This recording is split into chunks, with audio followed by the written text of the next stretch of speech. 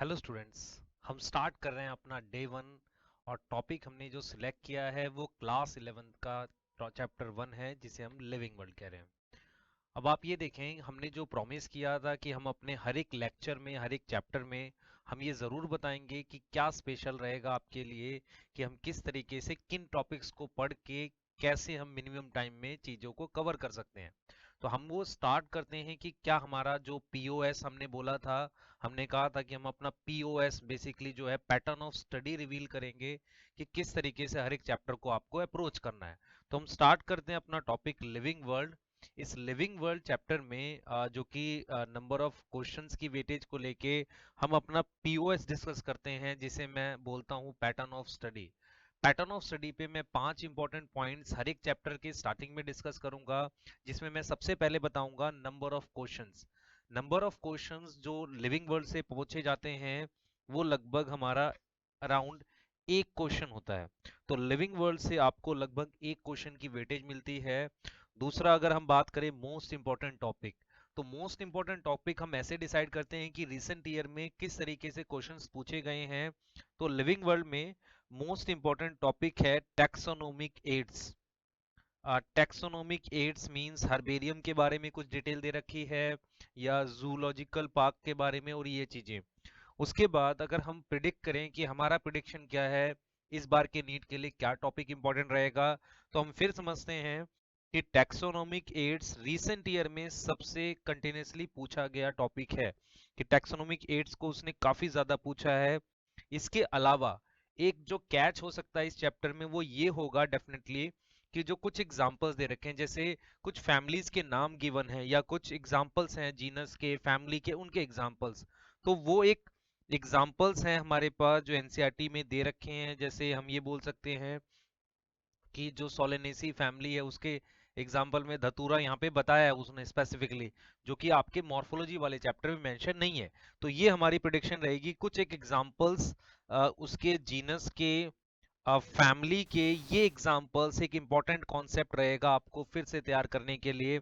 अगर हम आवर्स की बात करते हैं कि कितना टाइम लगेगा, आपको कितना टाइम देना चाहिए, तो मैं इन आवर्स को मैं सबसे पहले ये समझ रहा हूँ कि सबसे पहले आप आवर्स के लिए अगर जा रहे हैं तो आपको क्या करना है, 2 आवर की एनसीईआरटी एटलीस्ट इसको पढ़ना है आपने। 2 घंटे तो आपने एनसीईआरटी पढ़ने में लगाना है, बहुत स्लोली इसको पढ़ना है।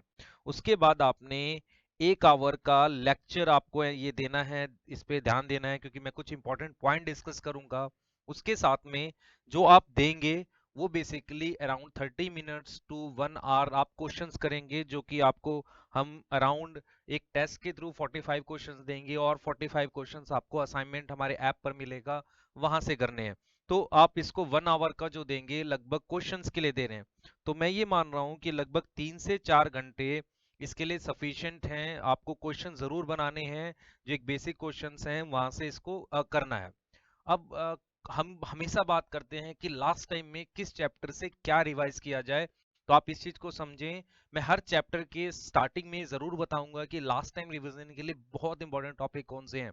तो अगर आप इस चीज को देखें, बहुत इंपॉर्टेंट टॉपिक की हम बात करें, जिन्हें मैं एलटीआर कहता हूँ, लास्ट टाइम रिवीजन के टॉपिक्स कहता हूँ, तो जो सबसे ज्यादा कंफ्यूजन होती है, जो एनसीईआरटी में चैप्टर वन में लास्ट में दे रखी हैं कुछ डेफिनेशंस, जैसे कि मैनुअल, मोनोग्राफ, मोनोग्राफ मैनुअल हो गया हमारे पास। उसके अलावा कैटलॉग के बारे में कुछ उसने दिया है, फ्लोरा के बारे में दिया है, और की।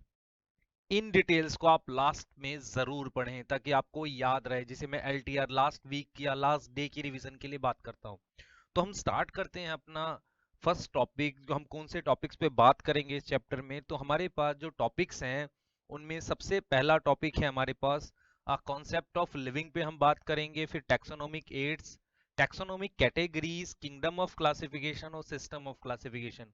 मैं एक चीज रिपीट करना चाह रहा हूँ कि हमने क्लास चैप्टर सेकंड से topic kingdom of classification, 2 kingdom, 3 kingdom को यहाँ पे मर्ज करने की कोशिश की है, यहाँ पर उसको उठाने की कोशिश की है।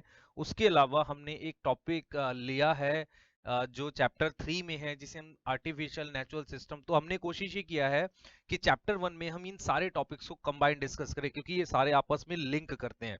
अगर हम इस चीज को देखेंगे तो कुछ लिंक मैं अलग अलग चैप्टर से बताऊंगा आपको कि कहाँ पर एनसीईआरटी में क्या चीज गिवन है, क्योंकि हमारा फोकस जो रहेगा वो बहुत सारा एनसीईआरटी में रहेगा कि आप कम से कम टाइम में चीजों को काफी बेटर तरीके से कर सकें। तो मैं स्टार्ट करता हूं। सबसे पहले जो इंपॉर्टेंट डिस्कशन एनसीईआरटी ने दिया है, जिसे हमने बोला है concept of living. Concept of living पे जब एनसीईआरटी ने डिस्कशन किया है, उसका मेन फोकस 2 पॉइंट्स में, आप इस चीज को ध्यान रखिए, टॉपिक पढ़ने में आपको मजा आएगा इसमें, कि उसका दो मेन फोकस है वो 2 पॉइंट्स में है। पहला पॉइंट उसने ये बोला है कि फीचर ऑफ लिविंग, कौन से ऐसे फीचर हैं जो लिविंग के फीचर हैं। दूसरा उसने डिस्कशन करी है फीचर ऑफ लिविंग के बाद उसने डिस्कशन करी है कि डिफाइनिंग फीचर। ओके, इसका मतलब ये होगा कि सारे फीचर लिविंग के डिफाइनिंग फीचर नहीं है। तो हम अपना डिस्कशन इस डायरेक्शन में लेके चलेंगे कि जो फीचर डिफाइनिंग फीचर है वो लिविंग में होगा, नॉन लिविंग में नहीं होगा। इसका मतलब जैसे हम कहेंगे ग्रोथ, तो growth can be feature not defining feature, क्योंकि नॉन लिविंग चीज में भी ग्रोथ होती है और लिविंग में ग्रोथ रुक जाती है। तो 4 इंपॉर्टेंट पॉइंट्स पे जो एनसीईआरटी ने डिस्कशन दिया है कॉन्सेप्ट ऑफ लिविंग में, दैट इज 4 इंपॉर्टेंट पॉइंट्स है। फर्स्ट है हमारे पास ग्रोथ, जो लिविंग का फीचर है। उसके अलावा रिप्रोडक्शन पे बात किया है, क्लियर। उसके बाद एनसीईआरटी ने जो बात किया है आफ्टर रिप्रोडक्शन मेटाबॉलिज्म पे, मेटाबॉलिज्म पे डिस्कशन किया है। मेटाबॉलिज्म का डिस्कशन मैं रिपीट कर रहा हूं, आपको यह बता देता हूं, बायोमोलिक्यूल में भी गिवन है। बायोमोलिक्यूल में एक टॉपिक दे रखा है living state, steady state, concept of living करके एक टॉपिक है स्टेडी स्टेट के बारे में, वहां से आप इसको जरूर पढ़ें। मेटाबॉलिज्म के बाद एक उसने कॉन्शियसनेस के लिए बताया है। तो इस चैप्टर्स को आपको, अगर इस चैप्टर को लिंक करना है तो प्लांट ग्रोथ एंड डेवलपमेंट में ग्रोथ के बारे में कुछ टॉपिक्स दे रखे हैं, वहां से इसको आप उठा सकते हैं। चैप्टर 12th का चैप्टर 1 पे कुछ कॉन्सेप्ट है इस चैप्टर से लिंक, तो लिंक चैप्टर्स में जरूर बता देता हूं आपको। तो जो लिंक चैप्टर्स हैं इस चैप्टर से वो है हमारे पास plant growth and development 11th class का, और चैप्टर फर्स्ट है हमारे पास क्लास 12th का रिप्रोडक्शन इन ऑर्गेनिज्म। तो इन टॉपिक से इसका लिंक है। तो मैं स्टार्ट करूंगा ग्रोथ को बताने के लिए कि ग्रोथ क्या होती है, उस पर बात कर लेते हैं हम लोग। सबसे पहला फीचर एनसीईआरटी ने ग्रोथ बताया है। ग्रोथ में कहा है कि ग्रोथ के ट्विन फीचर हैं, उसने डिस्कस किया। उसने बोला increase in number, increase in number, हम यहाँ नंबर ऑफ ऑर्गेनिज्म बोल सकते हैं और नंबर ऑफ सेल बोल सकते हैं, and increase in mass, increase in biomass हम बोल सकते हैं किसी भी ऑर्गेनिज्म का। इसको एनसीईआरटी ने बोला है ट्विन फीचर। मैं रिपीट कर रहा हूं, कुछ क्वेश्चंस में हमें एकदम एनसीईआरटी की लाइनों पे जाना चाहिए, तो ये एक लाइन है जहां से डायरेक्ट क्वेश्चन हम बना सकते हैं। तो twin feature of growth, okay. अच्छा, जब हम बात करते हैं ग्रोथ की तो मैं एक डेफिनेशन बताता हूं कि इरिवर्सिबल इंक्रीज इन बायोमास और इरिवर्सिबल इंक्रीज इन नंबर। तो हम लोग एक, अगर फीचर की बात करें ग्रोथ की कि कौन सा फीचर ग्रोथ का होता है हमारे पास, तो फीचर में हमारे पास जो सबसे पहला फीचर आपने याद रखना है वो है इरिवर्सिबल, क्लियर। ये फीचर आपको मिल जाएंगे प्लांट ग्रोथ डेवलपमेंट वाले चैप्टर में। इरिवर्सिबल के बाद अगर हम दूसरे फीचर की बात करें तो हम कहेंगे एनाबोलिज्म ग्रेटर है कैटाबोलिज्म से। तो एनाबोलिज्म ग्रेटर है किससे, कैटाबोलिज्म से, एक बहुत इंपॉर्टेंट फीचर है।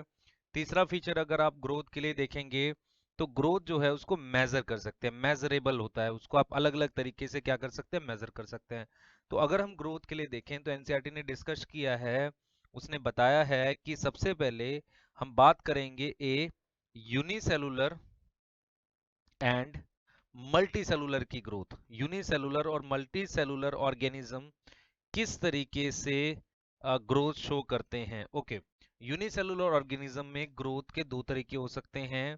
एक सेल डिवीजन, जिसे हम रिप्रोडक्शन भी कहेंगे। एनसीईआरटी की लाइन है for single cell organism growth और रिप्रोडक्शन सेम चीज। जैसे मान लो अमीबा ले लेते हैं, अमीबा के लिए सेल का डिवीजन ग्रोथ भी है और रिप्रोडक्शन भी है, जिसे हम कहते हैं सेम इवेंट, इंक्लूसिव इवेंट। तो सेल डिवीजन हो सकता है और सेल का बायोमास इंक्रीज हो सकता है। ओके, तो बायोमास इंक्रीज कर सकते हैं, इस तरीके से सिंगल सेल ग्रो करेगा। मल्टी सेलुलर में ग्रोथ जो होती है वो सेल डिवीजन से होगी। क्लियर? सेल के नंबर बढ़ने से, सेल का साइज बढ़ने से, और हम कह सकते हैं नंबर ऑफ ऑर्गन बढ़ने से। तो इन तरीके से मल्टी सेलुलर में ग्रोथ होती है। कई बार क्या होता है, मल्टी सेलुलर में ग्रोथ, जो मैं रिपीट कर रहा हूं इसे, मल्टी सेलुलर में सेल डिवीजन हो पर ग्रोथ ना हो। ऐसा कब होगा? जब हम ये बोलेंगे कि जो सेल डेड हो रहे हैं उतने ही सेल नए बन रहे हैं, हम ये कहेंगे रिपेयर चल रहा है।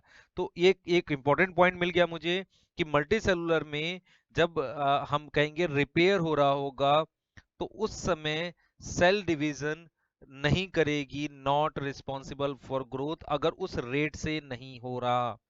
तो इस चीज को हम एक इंपॉर्टेंट पॉइंट लेके चल रहे हैं।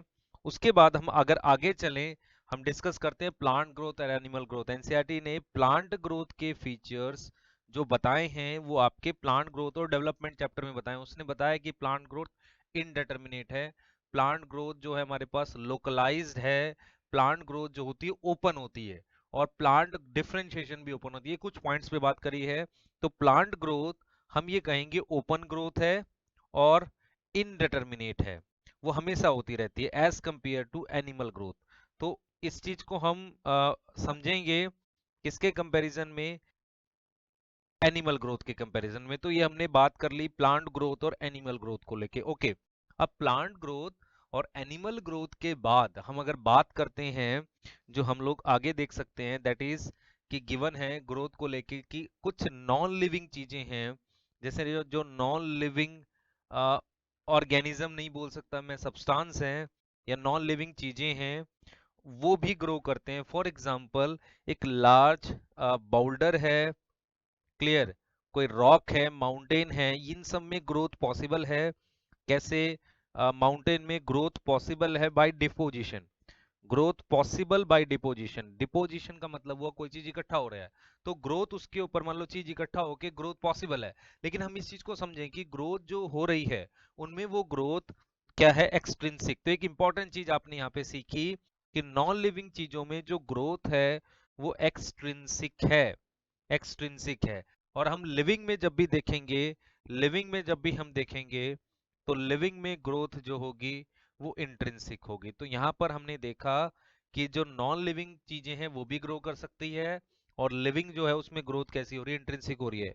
दूसरा, लिविंग में ग्रोथ एक टाइम के बाद स्टॉप हो सकती है। अगर हम एनिमल की बात करते हैं तो हम कहेंगे ग्रोथ स्टॉप हो जाती है आफ्टर सम टाइम, ऐसा पॉसिबल है, जिसे हम कह सकते हैं ग्रोथ क्लोज हो गई। तो ये एक पॉसिबिलिटी पे हमने बात कर ली। उसके बाद हम ये देख रहे हैं कि हमने ग्रोथ को देख लिया, क्या डिस्कशन है कि ग्रोथ नॉन लिविंग में भी हो रही है। तो इसीलिए हम कहेंगे कि growth can be feature, can be feature of living but not defining feature. वो डिफाइनिंग फीचर नहीं है, क्योंकि डिफाइनिंग फीचर अगर होगा तो नॉन लिविंग में ग्रोथ नहीं हो रही होगी। और अगर क्वेश्चन आता है कि डिफाइनिंग फीचर कब होगा, जब हम बात करेंगे इंट्रिंसिक ग्रोथ की, तो intrinsic growth can be defining feature of living. तो ग्रोथ के बाद अगर हम डिस्कशन करेंगे, हमारा डिस्कशन है ग्रोथ का, जिसे आप एनसीईआरटी से भी पढ़ें और उसके बाद इस लेक्चर को देखें तो ज्यादा इफेक्टिव होगा आपके लिए। सेकंड हम लोग बात कर लेते हैं ग्रोथ के बाद। After that growth we talk about reproduction. आपके पास एक इकोलॉजी में एक लाइन दे रखी है, जो चैप्टर फर्स्ट है वहां पर, कि जो रिप्रोडक्शन है उससे जो प्रोजेनी बनती है, जो जेनेटिसिस्ट है ओनली सेक्सुअल रिप्रोडक्शन को कंसीडर करता है, लेकिन जो एक इकोलॉजिस्ट है वो सेक्सुअल और एसेक्सुअल दोनों को कंसीडर करता है। तो मैं उस डेफिनेशन को अगर आगे लेके जाता हूं तो मैं ये कहूंगा कि प्रोजेनी इंक्रीज करना, progeny increase of its own kind, its own kind, खुद के तरीके की प्रोजेनी को इंक्रीज करना हम रिप्रोडक्शन बोल रहे हैं। But we invariably talk about talk about sexual. Mostly case में हम रिप्रोडक्शन को क्या कंसिडर करते हैं, मतलब हायर मतलब ऑर्गेनिज्म में हम मेनली मानते हैं सेक्सुअल रिप्रोडक्शन को, वही हो रहा है। Although some important asexual, important asexual कहाँ पॉसिबल है हमारे पास? इंपॉर्टेंट एसेक्सुअल रिप्रोडक्शन जैसे हम बात कर सकते हैं प्लेन एरिया में हो रहा है, रीजनरेशन हम कह रहे हैं। उसके अलावा हमारे पास रीजनरेशन प्लेन एरिया में हो रहा है। उसके अलावा और कहाँ हो रहा है हमारे पास? हम अगर फंजाई की बात कर रहे हैं तो फंजाई में हम कह सकते हैं स्पोर्स हैं। क्लियर। फंजाई के बाद अगर हम बात करते हैं उसकी और ऑर्गेनिज्म की, जैसे एल्गी ले लेते हैं, वहाँ जू स्पोर है, तो ए सेक्सुअल भी होता है और सेक्सुअल भी हो रहा है। इंपॉर्टेंट ये है जो एनसीईआरटी बात कर रही है कि वो डेफिनेशन पे बात कर लेते हैं, डिफाइनिंग है कि नहीं। अपने मेन ये याद करना है कि जो कुछ नॉन लिविंग है, जैसे हम ये कहेंगे कि जो लिविंग ऑर्गेनिज्म है उनके अंदर रिप्रोडक्शन स्टॉप हो जाती है after some age. Reproduction stop after some age. अगर हम इस बात को लेके चलें तो हम बात कर रहे हैं मीनोपॉज की। ओके, तो मीनोपॉज में ठीक है रिप्रोडक्शन स्टॉप हो गई, तो वो ऐसा नहीं नॉन लिविंग हो जाएगा। दूसरा, रिप्रोडक्शन होती ही नहीं है, reproduction not occur at all, not occur at all. Okay, ऐसे ऑर्गेनिज्म के एग्जांपल दे रखा है म्यूल, वर्कर बी, तो इनको क्या हम नॉन लिविंग कंसिडर करें? तो इसी वजह से एनसीईआरटी ने कहा है कि reproduction can be feature not defining feature. तो reproduction can be feature not defining feature, not a defining feature. तो हम ये कहेंगे कि एक फीचर है पर डिफाइनिंग फीचर नहीं है। ओके, तो हमने दो डिस्कशन कर लिए, ग्रोथ को लेके और रिप्रोडक्शन को लेके। तीसरा डिस्कशन जो हमारे पास है after that reproduction we have metabolism. अच्छा, मेटाबॉलिज्म के लिए अच्छी डिटेल आपके पास बायोमोलिक्यूल चैप्टर में गिवन है, वहां से जरूर पढ़ें इसे। तो मेटाबॉलिज्म के लिए सबसे पहले आप ये समझिए, बॉडी में होने वाले सारे केमिकल रिएक्शन इनसाइड सेल और बॉडी, उनको हम मेटाबॉलिक रिएक्शन कहते हैं। आपने ये याद रखना है, कोई भी ऐसा मेटाबॉलिक रिएक्शन नहीं होता जो विदाउट एंजाइम हो। तो ऑलवेज थ्रू एंजाइम, हम कहेंगे ऑलवेज थ्रू एंजाइम। ये रिएक्शंस हमेशा एक बायोमोलिक्यूल या किसी भी चीज को ए को कन्वर्ट कर रहा है बी में, ऐसी कन्वर्जन चल रही है। ये इस तरह की कन्वर्जन्स चल रही हैं हमारे पास, ऐसी कन्वर्जन्स चलती रहती हैं। ए कन्वर्ट होता है बी में, बी कन्वर्ट होता है सी में, तो इन सबको हम मेटाबॉलिक रिएक्शन कहते हैं। हम मेटाबॉलिक रिएक्शन से यहाँ पे ये समझेंगे कि मेटाबॉलिक रिएक्शन को हमेशा कौन करा रहा है? एंजाइम। ओके, अब हम ये समझते हैं कि जो मेटाबॉलिक रिएक्शंस हैं, मेटाबॉलिक रिएक्शंस बेसिकली अकर इनसाइड सेल, अकर इनसाइड सेल, इसे हम कहेंगे इन विवो। Okay, clear. और ये करा कौन रहा है? एंजाइम। और अकर इन टेस्ट ट्यूब, अगर हम कहते हैं ये केमिकल रिएक्शन टेस्ट ट्यूब में भी हो सकते हैं, इन्हें हम कहेंगे इन विट्रो। लेकिन यहाँ पर एक कैच है, टेस्ट ट्यूब में कराने वाला भी कौन है? एंजाइम। और एंजाइम का सोर्स बायोलॉजिकल होता है। सोर्स क्या है? बायोलॉजिकल। तो हम ये कहेंगे कि metabolic reactions are living reaction. एक बहुत इंपॉर्टेंट लाइन मिली मुझे यहाँ पे कि मेटाबॉलिक रिएक्शन जो है, metabolic reactions are living reactions, living reactions, why living? Because they are catalysed by enzyme. Okay, तो ये एक लिविंग रिएक्शन है जिनको कौन करा रहा है? एंजाइम करा रहा है। Can occur in non living conditions, बहुत important point, can occur in non living conditions या इन विट्रो। अब हम ये समझेंगे कि मेटाबॉलिक रिएक्शन, इसका मतलब डिफाइनिंग फीचर कब होगा? जब वो सेल के अंदर हो। तो हम ये कहेंगे कि मेटाबॉलिक रिएक्शन, ध्यान दें इस चीज को आप बहुत, कि metabolic reaction inside cell, metabolic reaction inside cell can be defining feature. क्योंकि हम ये कह सकते हैं कि नॉन लिविंग कंडीशन में भी होता है। तो डिफाइनिंग फीचर वो कब होगा? जब कहां पर हो रहा होगा? Inside cell. ये बहुत इंपॉर्टेंट पॉइंट हो गया। अगर इनसाइड सेल है तो वो डिफाइनिंग फीचर है। इसका मतलब ये हुआ, हमने ये चीज समझनी है, इस बात को हमने सोचना है कि इसका मतलब हम ये निकाल सकते हैं कि सेलुलर ऑर्गेनाइजेशन जहां पर मेटाबॉलिक रिएक्शंस हो रहे हैं can be defining feature. Okay, वो डिफाइनिंग फीचर हो सकता है। तो अगर आता है कि डिफाइनिंग फीचर क्या है, तो उसमें आप सबसे पहले इसको भी मार्क कर सकते हैं डिफाइनिंग फीचर में, किसको? सेलुलर ऑर्गेनाइजेशन को। उसके बाद फोर्थ एनसीईआरटी ने डिस्कस किया है, जो बात करी है, उसने कहा है कॉन्सियसनेस। अब कॉन्सियसनेस को अगर हम देखें तो एक्चुअल में ये रिस्पॉन्स होता है, response to external stimuli. External stimuli के लिए रिस्पॉन्स को हम क्या बोल रहे होते हैं? कॉन्सियसनेस बोल रहे होते हैं। अगर हम स्टिमुलस की बात करते हैं तो stimulus can B physical, physical like wind speed, okay. उसके अलावा स्टिमुलस जो हो सकता है कैन बी केमिकल, जैसे कि पॉलन ट्यूब के लिए है हमारे पास, ओके। और biological, biological stimulus can be some infection, plant में कोई इन्फेक्शन है उससे अकॉर्डिंग बिहेव कर रहा है, ओके। तो हम ये कह रहे हैं उस रिस्पॉन्स को हम कह रहे हैं कॉन्सियसनेस। तो हम ये समझेंगे, एनसीईआरटी इस बात को मानती है, जब भी डिफाइनिंग फीचर का क्वेश्चन आए और ये बोले कि इनमें कौन सा डिफाइनिंग फीचर है, तो श्योरली मार्क करिए कॉन्सियसनेस। तो consciousness it is defining feature, ये डिफाइनिंग फीचर है, इट इज डिफाइनिंग फीचर, क्योंकि कोई भी नॉन लिविंग चीज रिस्पॉन्स नहीं करती, ये एक इंपॉर्टेंट पॉइंट हो गया। लेकिन हम ये समझ रहे हैं कि जो ह्यूमन है, ह्यूमन कॉन्शियस भी है, कॉन्शियस भी है एंड सेल्फ कॉन्शियस भी है। सेल्फ कॉन्शियस का मतलब ये हुआ उसे पता है कि कैसे रिस्पॉन्ड करना है, चीजें किस तरीके से बिहेव करना है, या हम ये बोल सकते हैं जैसे ह्यूमन है उसे पता है वो कहाँ प्रेजेंट है, उसको वो क्या कर रहा है, ये चीजें पता है उसे, तो उसे हम कह रहे हैं सेल्फ कॉन्शियस। जैसे इवन जो पर्सन सेल्फ कॉन्शियस नहीं है वो आग से डर रहा है, कॉन्शियस है सिर्फ, जैसे कोई एनिमल है वो किसी स्टिमुलस से रिस्पॉन्स कर रहा है, तो वो सेल्फ कॉन्शियस नहीं हुआ, ओके। तो consciousness no doubt defining feature है। तो हम क्या कर रहे हैं, जब इस डिस्कशन को कर रहे हैं उसके बाद एक डेफिनेशन हमारे पास आ रही है कि जो जो लिविंग है वो क्या है। तो लिविंग एक्चुअल में क्या है, living is a self evolving, replicating, replicating, self regulating system है जो कि रिस्पॉन्ड कर सकता है, कैन रिस्पॉन्ड